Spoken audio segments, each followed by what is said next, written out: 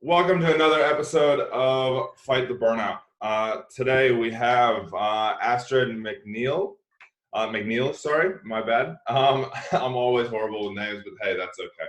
I'll let you introduce yourself in a second. But Astrid and I have known each other for a couple years. Again, she's another one of my Date with Destiny good friends. Met a lot of cool people there.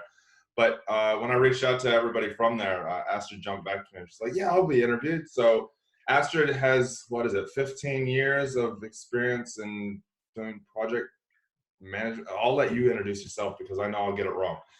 So Astrid, why don't you take it away? Tell us a bit about yourself, your history, and kind of what you do and how long you've been doing it, all that kind of fun stuff. Yeah. And finally, you got the hard part of my name right. Okay, I'm actually going to go all the way back because I was actually born in Romania. Oh, wow. And immigrated to the U.S. when I was 9. And so that was kind of part, I don't know, I think it's always useful to know that part of my life because I think it creates the person you end up being. So anyway, so came from Romania via Germany into California, grew up in Northern California, fellow Californian. Yep. Was that? Yep, definitely, fellow Californian. It's real quick because I didn't realize that. Whereabouts in Northern California? Concord.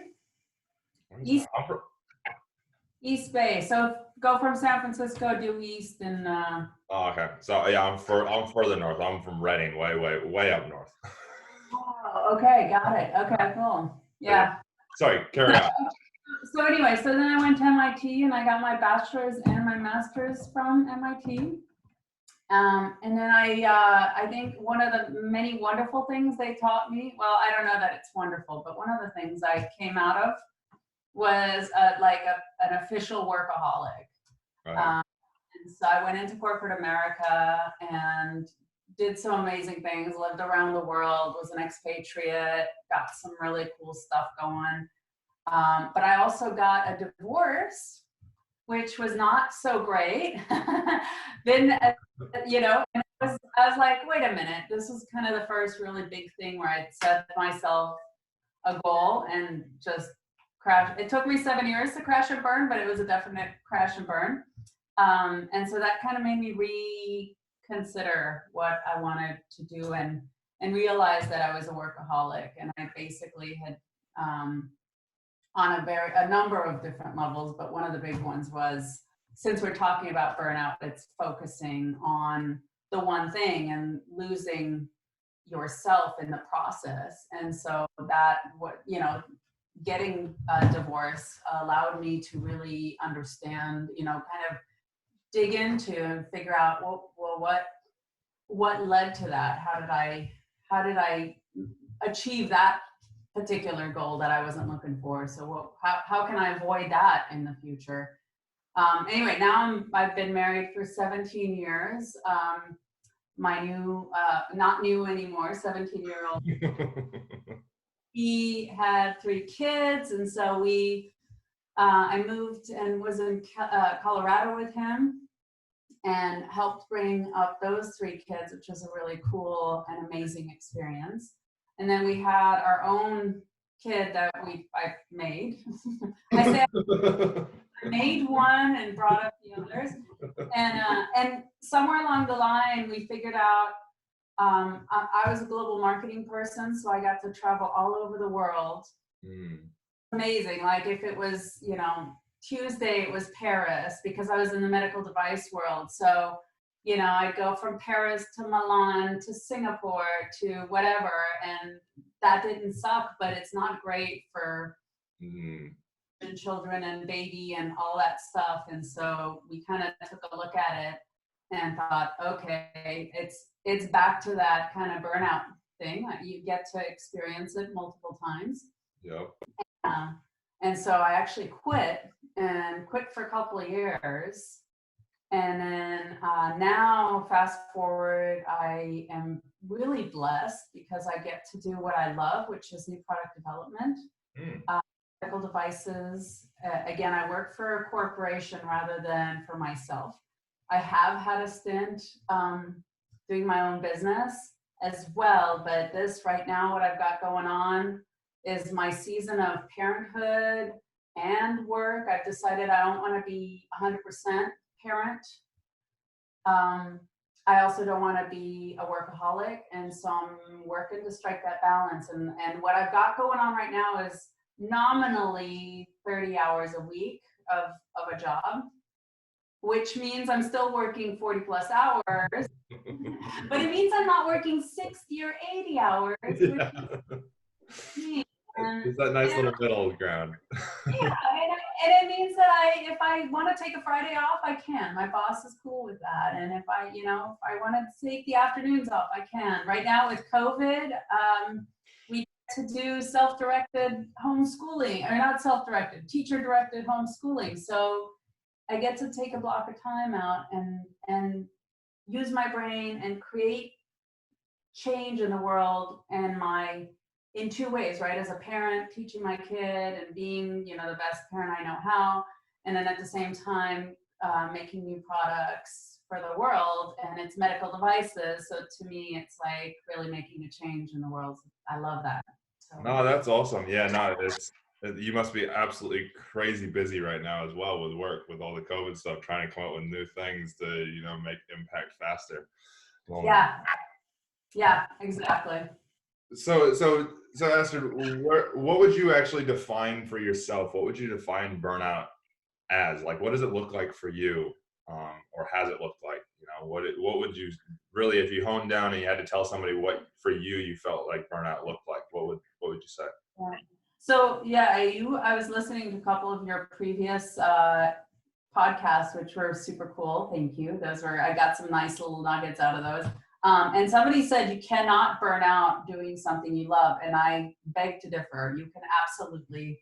I have been blessed to do things I love most of my life. Mm. You can absolutely burn out, and to me, what burnout means is you become unidimensional and you've lost yourself in whatever it is that you're doing. So you can, and you no longer have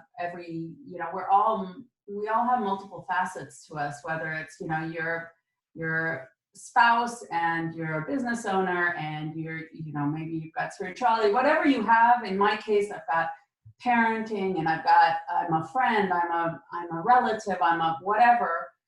And I think when you burn out, you just like super single-minded and you have really lost connection with yourself, never mind whatever else. Or you're being everything, a lot of, I think, moms, especially, I don't know if especially, but working moms and moms with multiple kids, they just lose connection with themselves. They don't even know who they are anymore. Mm. And that, I think it's losing the excitement, like this springing with which you wake up in the morning. You're like, oh dear God, another day, and you dive right into whatever the thing is that you've lost yourself into. Yeah, no, I totally agree with that. Yeah, I think if you love what you do, it maybe takes a little bit longer to possibly burn out in it. But with anything, you can burn out in it if you're not looking after certain things that, and actually looking after yourself in general is my personal opinion, because like you said, you lose yourself. I love being a police officer in the beginning, but then a few things happened and I lost who I was and didn't know exactly how to forcefully and quickly react to that and actually find myself again. So yeah, no, that's you definitely can burn out, and that feeling of loss of yourself is I can totally relate to that one. Yeah. And the funny thing to me is also, it's not like you don't burn out. You're just slowly losing, for me, I stopped taking care of myself. That's how I know I'm starting to burn out.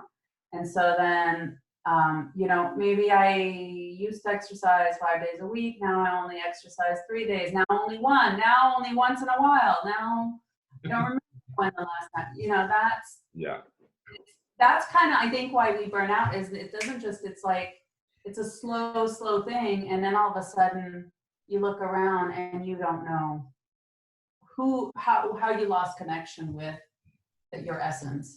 Yeah, I totally agree with that. You lose. It's definitely not a snap of the fingers incident or an overnight thing. It's definitely gradually kind of creeps up on you. And then next thing, like for me, I know when I realized that I was burned out was, I mean, my wife, she tells me she kept going, what's wrong? What's going on? You're not yourself, blah, blah. But I remember a couple real hardcore incidents. And even I can look back to when I first started in the police, I was probably already burned out after I came out of what we call college.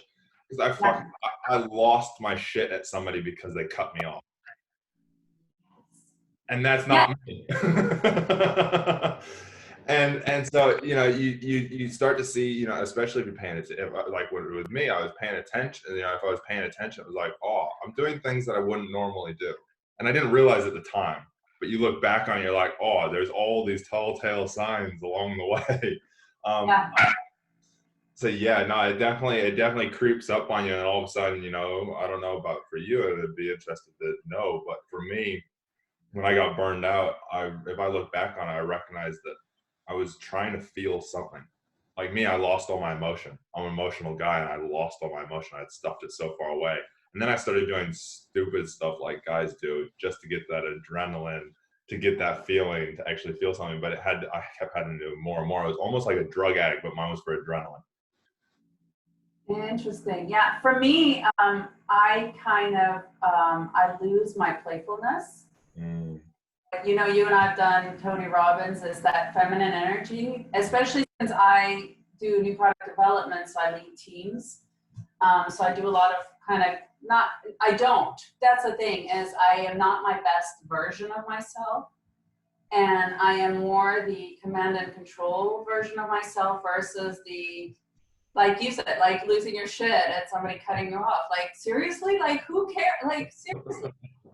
You get an extra 2 seconds in your life. Sweet. Yeah, exactly. So Astrid, you know, you've been through burnout. Obviously, we can always get back to burnout because it just is something that, especially when we're productive and we're passionate people, it is actually quite easy to burn out. But tell me, what did you learn to overcome those stages of burnout that you've been in your life, as well as what do you do now to prevent yourself from experiencing that burnout? Your question came so apropos, and that's why I kind of jumped on it, because I was like, oh crap, I'm realizing I'm doing it right now because, like you said, my work I am blessed because not only do I have a job, and my job's very intense right now. It's not slowed down one bit. It's gotten a whole lot more intense. There's that. And then now I'm also very determined that my kid, the California system has closed school for the rest of the school year. Wow. So you're looking at school. They're like distance learning. I'm like, yeah, that's a good, it's not there. No, not for 9-year-olds. For, 15-year-old, a 13-year-old. Yeah, not for, so I'm trying to do that. And I had read this wonderful article that was really freeing that said, stop trying to be like the professional and pretend like none of this other COVID stuff is happening. It's like, embrace that, and this is another one that I love, is there is no such thing as work-life balance. No. Sometimes it's work, sometimes it's life, sometimes it's work and life, and sometimes the work and the life, or the other way around, so that was the holy shnikey. So I am actually in that burnout stage a little bit right now. So I can tell you exactly what I'm doing right now. Oh, perfect. And it's interesting you say that, Astrid, because I know there's especially, I know everywhere. I mean, here in New Zealand, we took our lockdown crazy. Like, they literally shut us all in our houses and only essential workers could leave.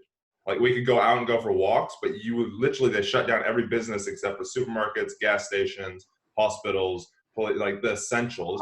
And what feeds like the grocery stores and stuff, but otherwise everything is shut down. You can still work from home, but everything's shut down. And so schools, same thing. All of a sudden, their kids are around them all the time. Some people, that's a blessing. Some, it's like, oh my God, like I've got a client that was like, oh my God, they're dairy farmers, and they're like, the kids, I just cannot get them to just go do stuff. That I'm like, this should be a blessing for you. My mom took me out. Yeah. My mom took me on a boat for 5 years because she wasn't spending enough time with us. It was like, but this is a perfect time because I know there's going to be so many people that are in your situation. They're busy, busy moms or dads that are working hard, that are still working. And also now they've got to teach their kids, like you said. So yeah, I'm really intrigued on what you're currently doing. The grocery store thing is not like a 30-minute thing anymore. Now it's like an event where you got to get a mask, and you might be standing in line for an hour before you even get in there, and then you don't find any flipping eggs, so you got to go 3 places to get toilet paper. Forget the toilet. I've given up on the toilet paper. Grass, forget it. Yeah, exactly. You're exactly right. Okay, so here's what. And this is the thing. My hint, and I think this is the other thing that's important for everyone to think about, is this is my story, and yours is different, and my tale is different than yours. So, just there's no right answer. There's no one way. So my tell is I stopped taking care of myself. I try to meditate, and in about 3 minutes in, I'm like, okay, I can't, like, let's get on with this. I have no time for this crap. And I'm like, oh, really? You don't have 10 minutes for yourself? Oh, we've gotten into a problem here. So that's my tell. So here's what I tell myself is are you familiar with Stephen Covey? No, I'm not, no. He's super cool. He was, I think, super big in the 80s and 90s, all sorts of like business stuff. But he tells this story of 2 guys having a race, and they are to saw as many logs as they possibly can, and they've got a given amount of time. And so I think in a day, how many logs can you saw in one day? Right? And so they both start going, and they both saw like crazy. At some point, one of them, they're both sweating, it's crazy. At one point, one of them stops and starts sharpening his saw, and everybody's like, what the hell? And what was this guy doing? He was A, giving himself a little break, but B, he was sharpening his saw, so when he got back into it, he was more effective. Whereas the other guy's saw was getting more and more blunt, so he was going like crazy, but not making as much progress. So for me, I remind myself that I'm sharpening my saw. I'm not going to get, the time I'm spending on me is actually going right back to allowing me to be the best parent I can be, the best spouse I can be, the best, employee, leader, whatever, making good ideas and good choices. If I'm burnt out, I'm going to shout at my kid, I'm going to shout at my husband, I'm going to shout at the person on the street, and I'm sure they're going to shout at my team, and I'm not going to be creative. So who needs that? Like, that isn't useful. So that's one, is just understanding and just mentally going, okay, that time is not wasted. It's investing in all that stuff that's important to me. And then what I do is like right now is I just get mechanical. I know what's important to me, so I'll meditate and I'll fight through the stuff. I'll go for a hike, and I'll make myself go for a hike and just listen to the birds. I'm not going to I'm not going to call anyone. I'm not going to learn anything. I'm just going to listen to the birds, and it's going to drive me crazy. And when it stops driving me crazy, I know that's when I'm, so things like that, making sure I get food and sleep and that sort of thing. And I just schedule it in, force it in, and do it mechanically, even though I don't want to, until I want to. And then I know I've pulled my ass out of the. No, that's good. I'm glad you broke it down, because I know viewers will really, and I say this all the time to people, you got to take care of yourself before anyone else. Otherwise you can't actually take care of anyone else 100%. Yeah. And then you get frustrated because you know that you can give more, but then you're not giving more. And it's actually interesting you say that. I actually created, I took Tony's triad and I actually turned it into a pyramid. And so you got his triad, you got the focus, the language, the body language on the outside of it, but then you got your layers, and your biggest layer at the bottom is yourself. Yeah. Because it's the base, it's the foundation. You look after yourself, you can be there 100%, and you can continually love what you do forever. But if you're not like you said, if you're not taking care of yourself, and I don't want listeners to think, oh, it's just one thing. it changes.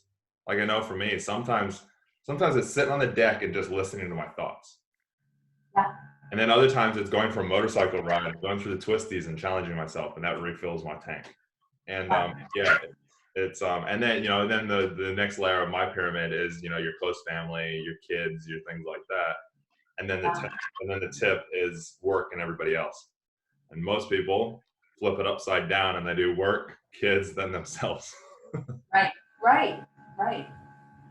But no, that's some really good that piece that I listened to you guys talk about the whole like put your mask on before you put it on.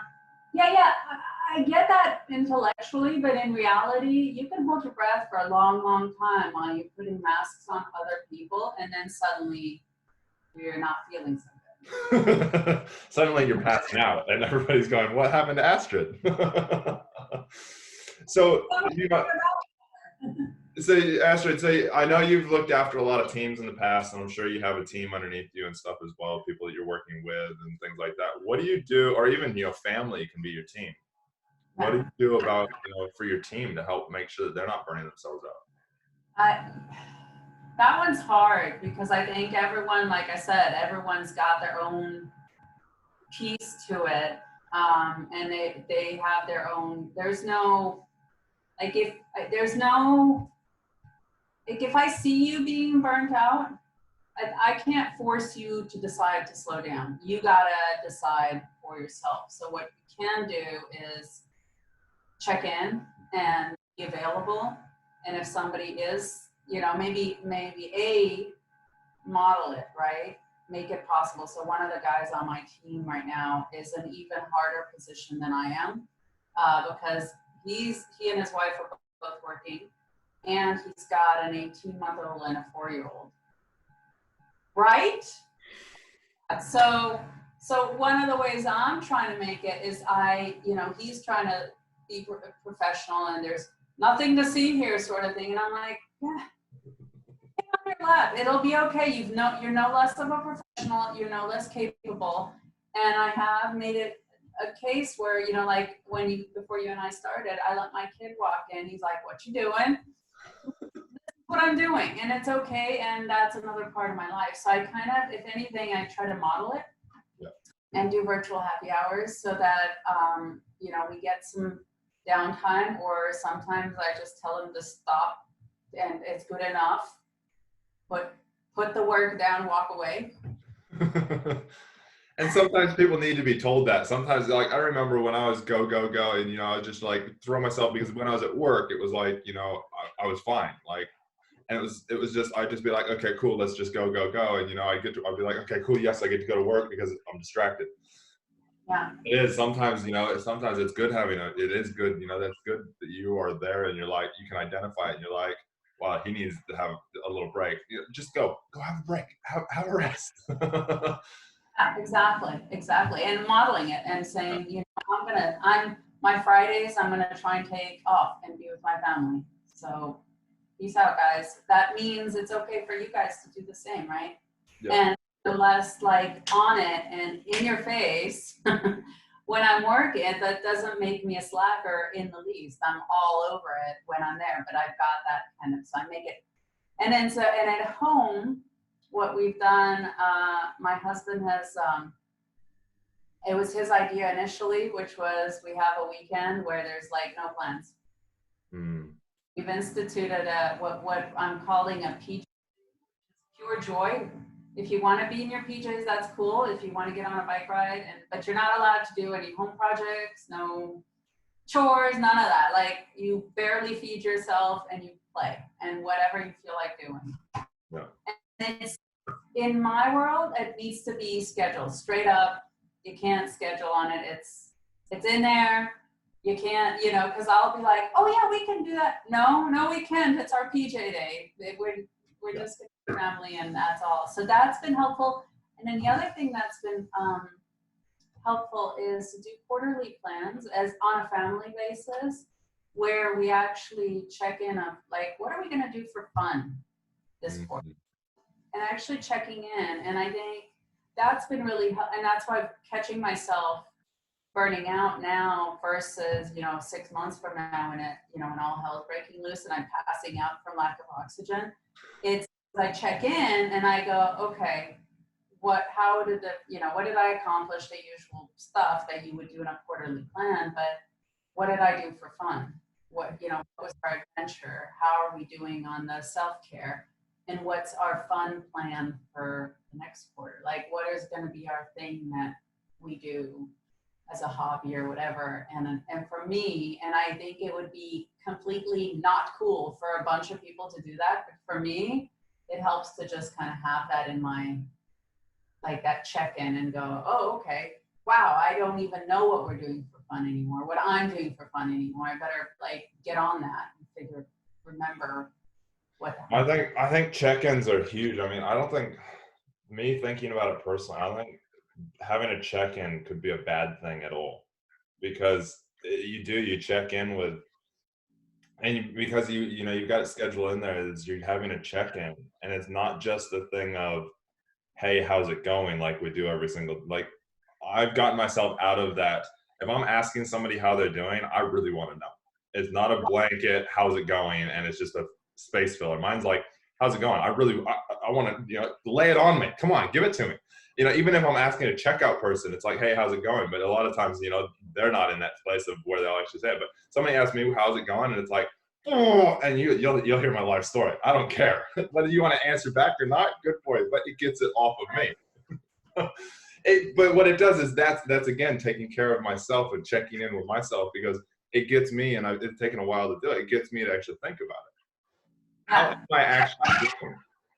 Yeah. How am I actually feeling right now? I had a client of mine message me, and she does it from time to time. She goes, "Hey, Chris, how's it going?"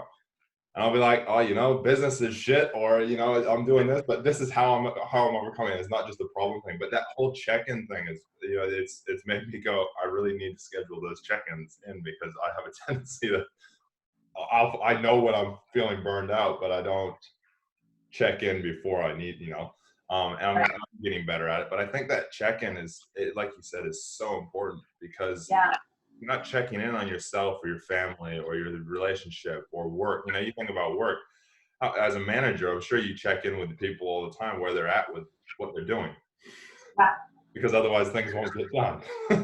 So here's another thing you can do to help you with that, is to say, not only how are you doing, but how am I doing? And checking in with your spouse, with even your kid.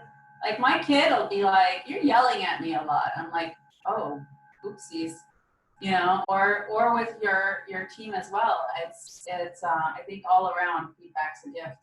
Yeah, it is. Oh, and it's not taking it as criticism. It's taking it as somebody cares about you, and they're saying, "Oh, like your son, you're yelling at me a lot." Instead of going, "No, I'm not," going, "Oh, am I? Okay, maybe I am." Maybe I need to look at that. Yeah. Right. Yeah. So Astrid, you're a busy lady. You're a busy woman. You got, family, kids. You're a lot, especially right now. Surely you have, like, I'm a why guy. I like to ask why a lot. So tell me, what is it that you feel is your why, or your, you could call it your purpose, that keeps you driving when things are easy, but also more importantly when they're hard? Right. So there is no one answer, right? When you first mention that one, that question made me immediately, being a workaholic, made me immediately think about work. And that one to me is changing lives. And that's why I've been in the medical device business. And that's why I make new products, because I know for a fact that products that I have helped bring to the world have saved lives, which is, I don't know, like, could I make video games in the future? Maybe. It'd be hard, right? Afterwards is like, I know my work is changing lives, saving lives, improving lives. And that is a huge why for me. And I love this phrase. Somebody said it to me, and it's like, coming to work with a sense of purpose and leaving with a sense of accomplishment, and not just to work, but to my day with a sense of purpose and accomplishment. On the parental side, which is, and the spouse side too, but on the parental side, I have my grandmother is my hero. She's passed away. She would be 101 now, but she set up a really good example of what love looks like. Both, and my grandparents showed me what a marriage looks like. That's loving in 50 years and going strong, and what it feels like to be loved and parented by someone. And that is, I keep her and my grandfather in mind, and I'm like, am I doing as much as I can? They're on a pedestal, so I'll never reach them, but am I in towards that direction, or am I far, far away from that? What would, if they were there right now, what would they say, keep going, or would they be like, ah? Yeah. Those are my two whys. So in my personal life, are the people around me feeling more uplifted, happier, better because I have interacted with them? And that's a big why for me on the personal front. And there it is. Oh, that's awesome. Yeah. And, we don't have a specific why that covers our whole lives. Like, we have why for work. We have, they blend together, but they don't, like, I'm sure, you're saving lives, but, then when you're with your family, you'll still be going, okay, I'm with my family. I'm spending time with my family so that I can go back to work and save lives and be full when I'm there. So I'm going to actually, so they do kind of blend together, but yeah, there are separate whys for different things, Yeah. I like that. So Astrid, if there is somebody out there, say, that is in their job or, in life, and they're going, I don't know what my why is. I don't know what my purpose is, maybe having that midlife crisis, or maybe they're just kind of getting into life. Maybe they're a teenager and they're going, I don't know. What advice would you give them to help them, kind of figure out what their why might be?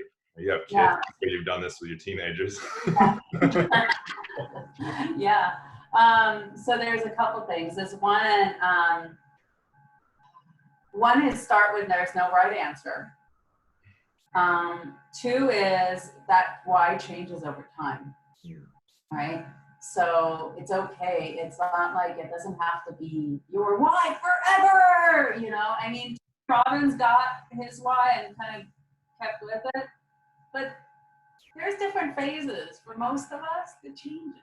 So just take it easy.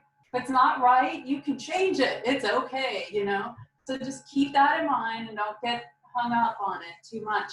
I'm a big fan of journaling on that one.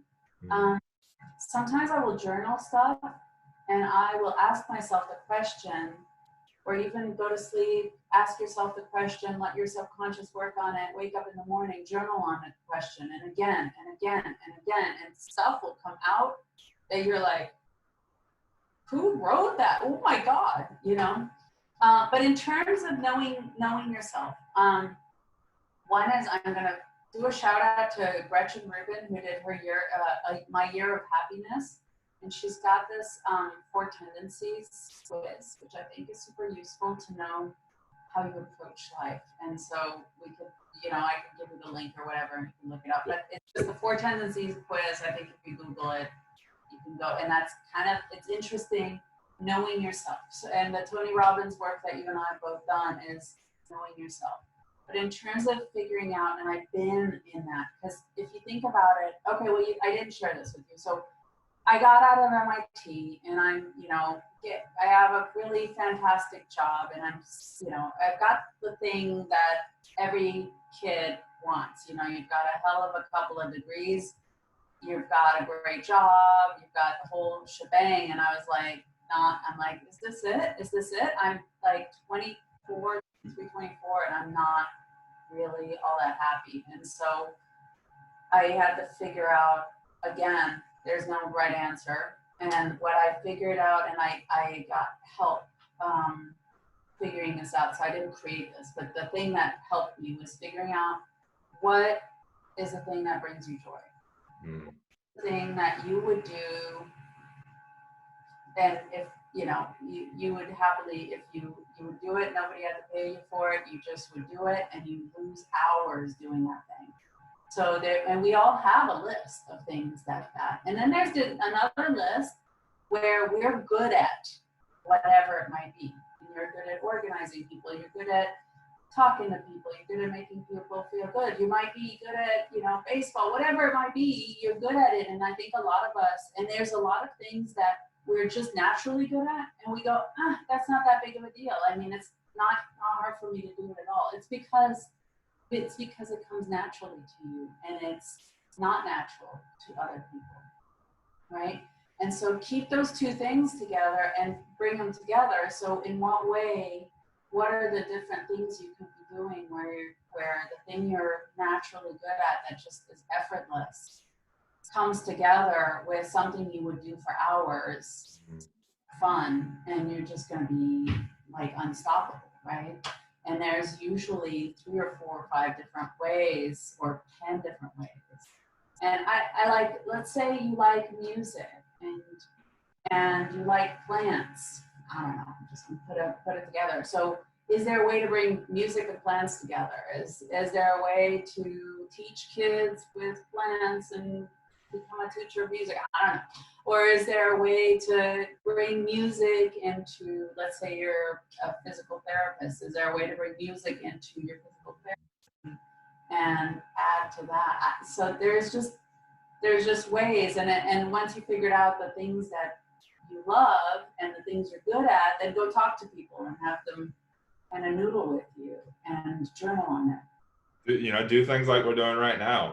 Talk with people. I've done, what is this? I think this is my 11th, 12th episode I recorded. Yeah. And I learn new things about it every single time because I'm talking to different people about the same exact topic, the same exact question, asking the same thing, but getting different. And it is taking those things, finding what you love, finding what you do enjoy doing, and then get them together. If you can't figure it out, there's somebody out there that'll help you, that'll give you that idea, that brainstorm with people. It's interesting you said that, because my wife used to say it all the time. She's like, you got to do what you love. My mom used to say it all the time. You got to do what you love. And then I was completely burned out. I took 2.5 months, came back to the US from New Zealand, bought a motorcycle and rode around, went from Northern California all the way to Houston and back. Nice. Camping. Forced myself to get out there, meet people, forced myself to talk to people. I met up with my uncle, who's a mainstream actor in that, and he had just got back from filming. He was in Game Night, and he had just finished filming in Game Night, and he got back and he caught up with me, and we were having a beer and a shot of, I don't even know what it was that we had, but literally I arrived at his house. He's like, sweet, I just finished mowing the lawns. He's like, we're going to go down to the bar. I was like, okay, cool. I think it was like 1 o'clock in the afternoon or something. And we get there and he goes, Chris, you got to figure out what you love. He's like, when you figure out what you love, it's no longer work. It's just, play pretty much. And he's like, I just finished filming this movie. He's like, I absolutely love what I do. He's like, I'm off doing it. And then he's like, I finished filming. And he's like, and then there's a big fat check in the mail. And he's like, and it's just a bonus. He's like, I did it because I love doing it, not because I get the check at the end. He's like, that's a bonus. Yeah. I think that is, it is, but I like your thing of finding those two things, bringing them together, and then even brainstorming with people on how, because we can't figure it out. And you said that thing about journaling and just digging into it over and over, and that's such a great thing. And I learned a tool, like I always thought this same thing as well, but then I learned a tool from Tony and Dean as well. And it's literally asking yourself, why is it important for you to be success? Like they started off, why is it important for you to be successful? You could be, my clients that want to get into police, why is it important for you to be a police officer? Whatever the topic is of your life. And then whatever that answer is, it's why is it important? Why is it important for you to? And then whatever that answer was. Right. And then you keep digging and digging and digging, and then like so many people that want to be cops, or they want to help people, help the community. I'm like, okay, cool. Why is it important for you to help the community? And you dig into it, and you realize that wow, I was so surface level. But when you get that deep level of some of them, like one of my clients was, I want to prove to myself and to my dad that I'm not going to abandon people. and that's why they want to be a cop. And once they figured that out, like the whole world just got out of their way, and they just like boom, just forward in their fitness and everything. So yeah, it's and you know, not everybody finds it right away, and it takes a while. But yeah, no, I like your idea of finding those two things, bringing them together, and figuring out what you can do there. Yeah, well, because the other thing is, I think that we don't realize is you're good at whatever you're good at because by doing the thing that you're good at. That's how you ended up getting good at it. Yeah, yeah. And a few other people that I've interviewed are like, you know, do the things that you enjoy, because when you're doing those things, you're filling yourself up, you're filling your tank. When you're doing the things that you really don't like to do, yes, sometimes we have to do them and we do have to get through it, and you need to learn how to, but as soon as you can, get it to somebody who loves doing that, especially if you run your own business, or even, you know, as yourself, you know, even if you're working with people. I say this to my clients all the time. I'm like, if you don't enjoy doing something at work, find somebody that you work alongside with that loves doing it, and trade what that you love that they do, so that you guys are more productive and in turn everything, you know? Yeah, I was gonna tell you a story. I've got a girlfriend at work, and I love her nerdy passion, and I know that if I give her a problem in Excel or a computer program of any kind, and I'm like, and I don't have the patience to it, I'm like, I know it's possible, I want to do this, want to play with it. She's like, I don't have time for that. I'm like, that's cool, okay. 3 days later, she's like, all right, here's how you're gonna do it. I'm like, yes. Oh, that's awesome. And you find that thing, and when you love that thing, and you know it. Yeah, and she's so thrilled. Like, she's just like, nailed it. I'm like, I know you did. And I tell her, I'm like, I know. She's like, you did it again, didn't you? I'm like, yep. But and that's the thing, is that when you find that with people, especially if you're a manager or something like that, you find that with that way to get people to do things, then like they light up, and that's actually filling their tank, getting them so that they don't burn out. You know, and you can do that yourself. And you know, for people that are listening that don't know what their why is in that, start playing around with it. Just play around with it. Try new things. Like you said, just try new things. I was thinking one more thing, because one thing I think that took me a long time, that I also, with some of the advice I was telling my kids, is know that work is not called play because it does have some suck in it. They call it work for a reason. So don't think that because you're doing the thing you love, so even your uncle doing the thing he loves, I guarantee you there's some suck in there, and you just, can you cope with the suck? And if you can cope with the suck, then you go through it and you go, here's the suck. I found the reason it's called work. Fantastic. Okay, I'm gonna power through it and let it go. Because I know I used to be like, this is the best thing ever. And when I found the suck, because there's always the suck, I'd be like, oh no, this can't possibly be the thing I love because I hate this part. But every part. Yeah, no, you know, and you live with the suck. Yeah, you gotta have this, and you know, you gotta have the suck, as you call it, so that it pushes you and it challenges you and makes you grow. So the thing you love even more. Yeah. And you know, I always say this all the time, is I'm like, to everybody, I say, everything is happening for you. Yes. Life happens for you. Anything that absolutely happens, it happens for you, so you can be who you are right now. You know, and Tony says this in a different version and sometimes the same thing, but everything happens for you for a reason. It's so that you can be, you know, it's like I had one client who didn't pass their fitness test to get into the police. I was like, you're not meant to be in the police right now. They're like, but I want to be. I was like, yeah, I know you want to be, but you're not meant to be right now. Maybe if you had gotten in right now, maybe you were going to get killed in line of duty. Maybe, you know, who knows what hopefully we never find out. Right. But everything happens for a reason. I know I had to go through the stages of burnout and PTSD and depression and all of that, getting massive fights, almost having a divorce twice, so I can be doing what I'm doing right now. And it's created who I am right now. Exactly. And would you trade that? Nope. I wouldn't trade all the pain for anything. Right. And would you be as good as you are at what you're doing right now? Nope, I wouldn't. And I'm sure you wouldn't be either. No, absolutely not. Yeah. So what would be one piece of advice you would tell listeners when it comes to what you do? you know.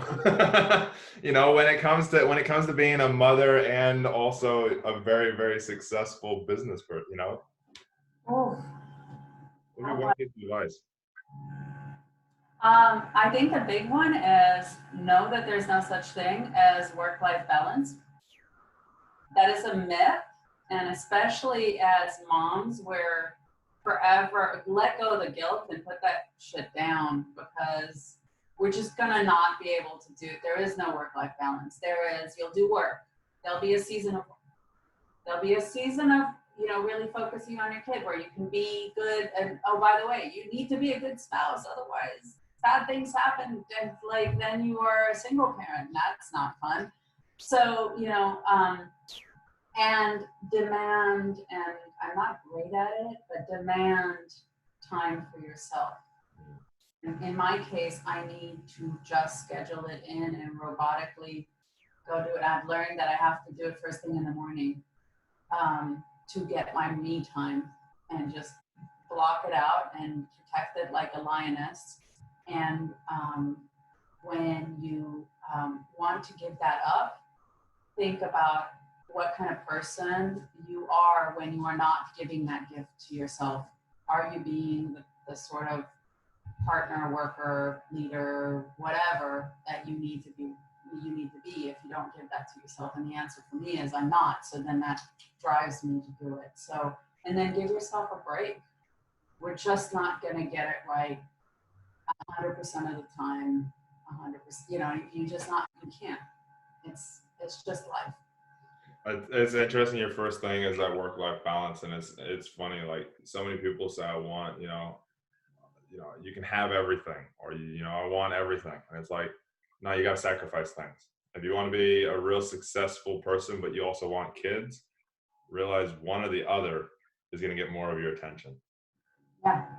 And you can shift it. Like I know my mom was super successful. She was told that when she graduated high school, she was the least likely to succeed. She went to them, fuck you. And she ended up, having the most successful chiropractic clinic in Northern California. And but then she realized, oh my God, I don't even know my kids. And I was 13 at the time. She goes, my kids are becoming teenagers and I don't even know them. And then so she went drastic, and she went, okay. And she was traveling around the world doing diving and stuff. That was her self-time. She was going off and doing diving, underwater photography, and that. She was watching the world change. And she was like, I don't know my kids, and I'm watching the world completely, like, go to the same place 2 years later, and it's completely different. So she's like, went complete drastic and went, we got enough money, we got enough stuff in the bank, let's go sail around the world. And so literally went from not knowing us to really knowing us. So, and you don't have to go drastic like that, but it does, like you said, work-life balance, it shifts. And so sometimes it's more work, sometimes it's more life. But that whole thing of looking after yourself, for me, that's a non-negotiable.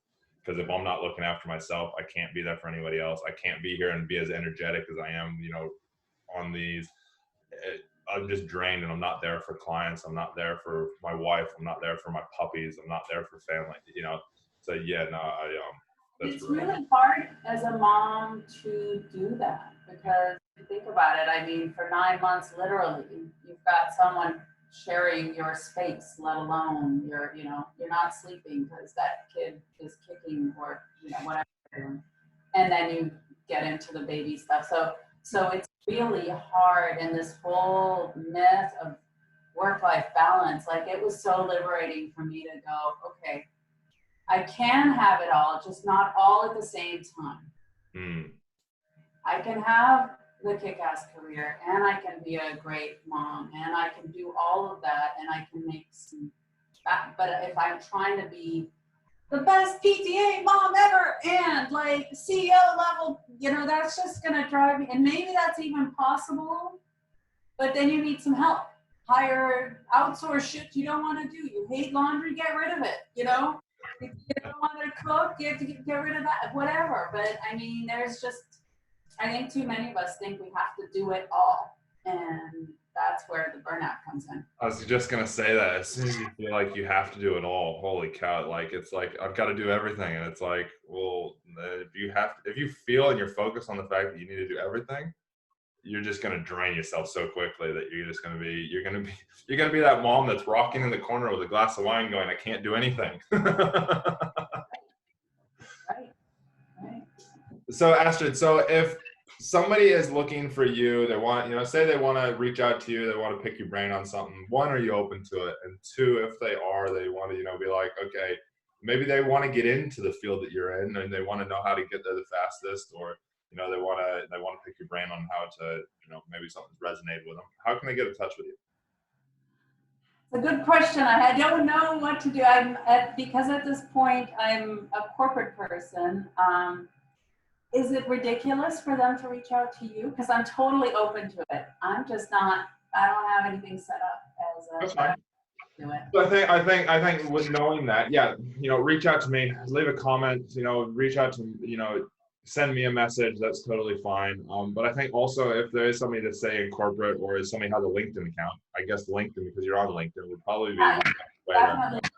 There's a great idea. Yeah. Maybe that's the way, through the LinkedIn. Message me. Yeah, sweet. So so I'll put your link. I'll put a link in the comments below, or in the description below, that has a link to your LinkedIn, so people can reach out to you. But at worst, if you need to, just reach out to me. I'm always here for anybody. It doesn't even have to be this episode. If you have something that's dire, Chris. And no good deed goes unpunished. No, it doesn't. That's definitely true. So if you need to reach out to Astrid, just find her on LinkedIn, Astrid McNellis. She is there. She's really easy to find. And last question I have for you, Astrid, is what is one thing you would tell viewers or listeners to help prevent or counter burnout? What's your one golden tip?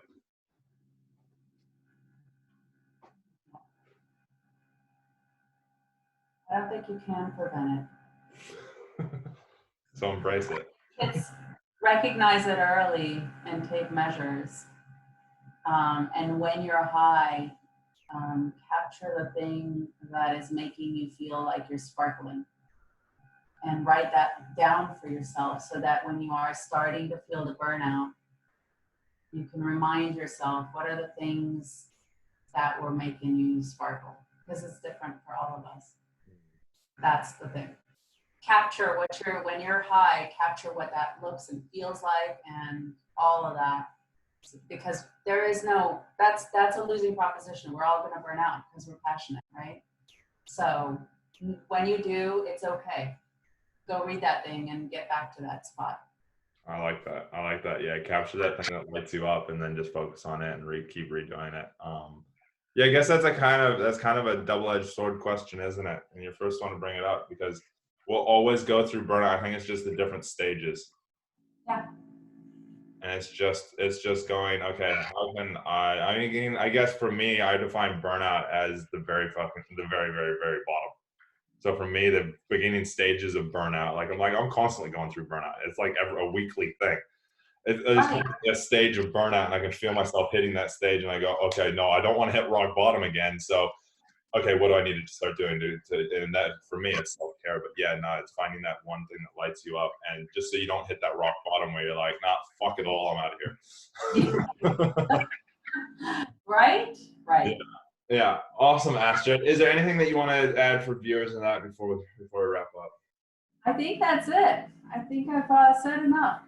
Awesome. Thank you, Astrid. Again, I really appreciate your time, and I appreciate you for being on another episode of Fight the Burnout.